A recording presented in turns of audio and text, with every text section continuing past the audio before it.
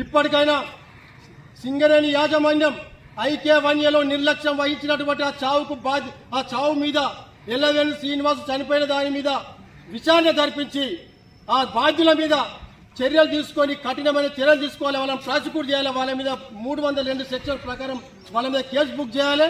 వాళ్ళందరినీ ఇమ్మీడియట్ విధుల నుండి సస్పెండ్ చేయాలి. ఇప్పుడు అంతేకాకుండా ఆ యొక్క శ్రీనివాస్ ఏదైతే చనిపోయిందో దాన్ని గని ప్రమాదంగా రాయాలని చెప్పేసి మేము డిమాండ్ చేస్తున్నాం. ఐకే1ఏ కార్మికుల తరఫున హెచ్ఎంఎస్ డిమాండ్ చేస్తూ ఉన్నది.